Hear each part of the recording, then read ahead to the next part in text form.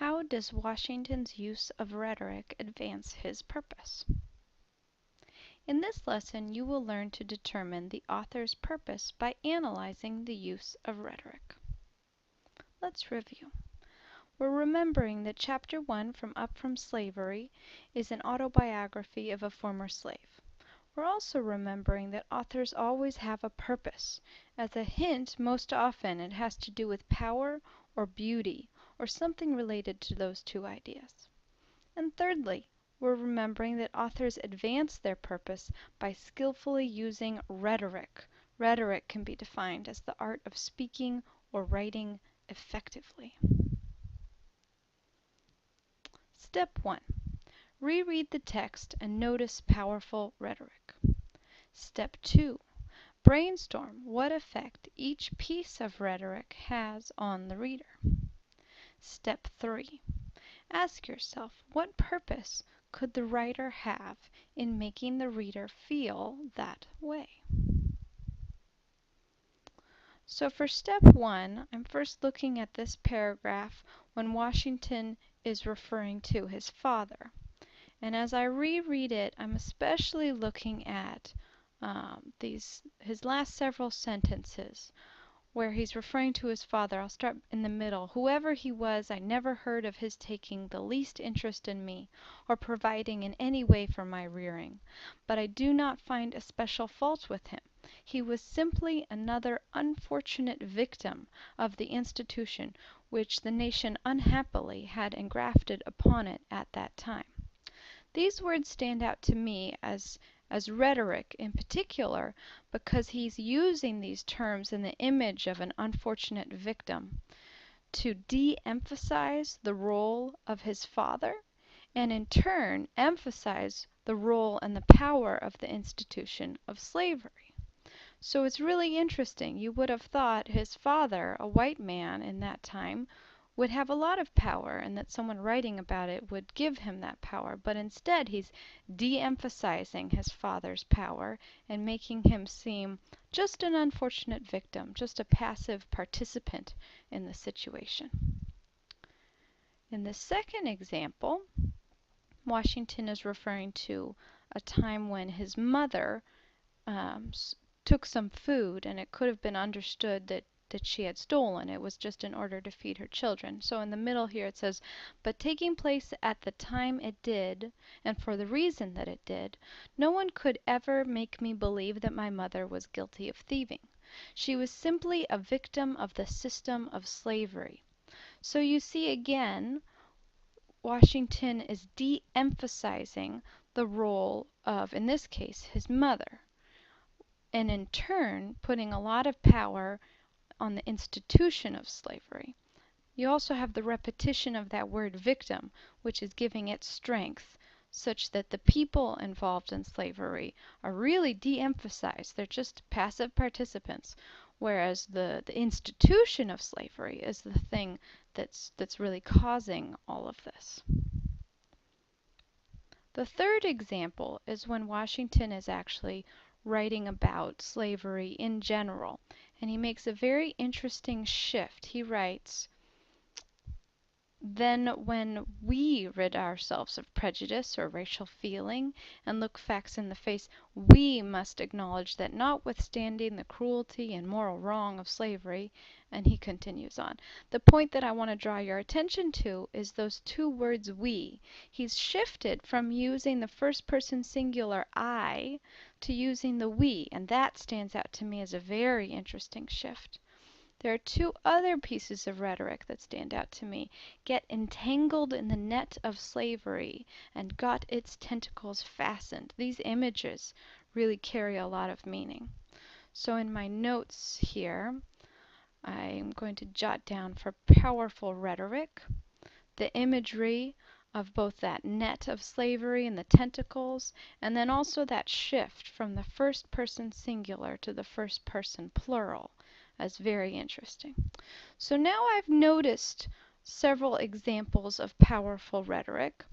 My next step is to brainstorm what effect each piece of rhetoric has on the reader.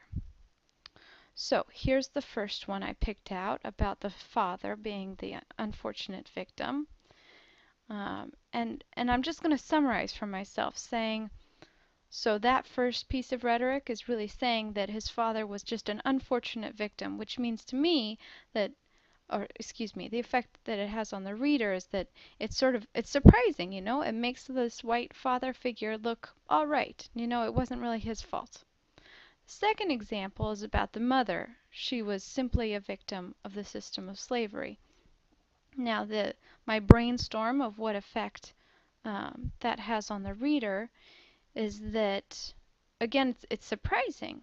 You would have thought she would get blamed for theft, but instead it's making her look good, even though she quote unquote stole something.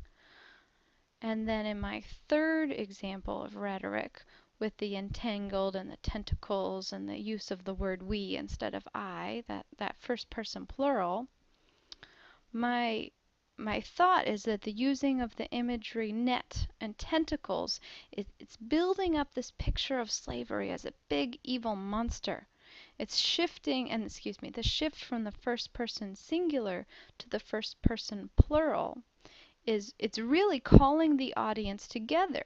So the audience, be they black or white or really anything, it's saying we all together are on one side against this evil institution of slavery. On to step 3. So, what purpose could the writer have in making the reader feel that way? So let's look at my brainstorm here. And it's very interesting. I have that the white father figure was made to look okay. I have that the black mother was made to look all right. And then I have all of this about the institution of slavery being just this evil monster with all the power in the situation. And that the audience is sort of being called together. So from all of that, I'm going to try to answer this question about the purpose that the writer had. So my thought is that Washington makes the reader feel good about both black and white people who were involved in slavery. He then makes the institution of slavery look even worse and calls his audience together against it. But have we really answered the question of what purpose could the writer have in making the reader feel that way? And we haven't quite gotten there.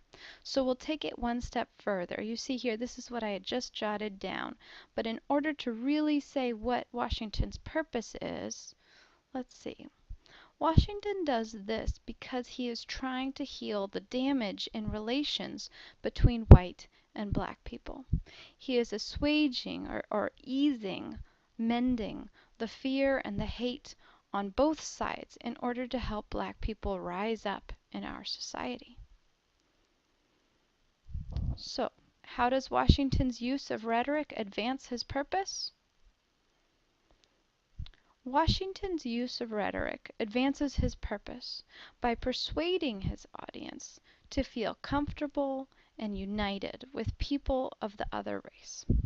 He de-emphasizes the role of the individual, both his father and his mother, with the phrase victim of slavery, and places all the power in the institution of slavery. By using the imagery of entangled and tentacles, Washington elaborates on the evil nature of slavery. Finally, with the shift from the first person singular to the first person plural, Washington calls all his audience together against slavery. In this way, Washington's use of rhetoric comforts his audience such that black people can rise in society. This was particularly important during that time period because it was not too many generations, in fact, not really much more than a generation, after slavery had ended. And so in that time period, white people still held most of the power in society. And so it was important for black people to be able to get past their anger in order to work with white people such that they could rise up in society. And important for white people to get past their fear of the anger and the hate that certainly would be still with black people after slavery. So we reread the text and we noticed powerful rhetoric. We brainstormed what effect each piece of rhetoric has on the reader. And we asked ourselves, what purpose could the writer have in making the reader feel this way? In this lesson, you have learned to determine the author's purpose by analyzing the use of rhetoric.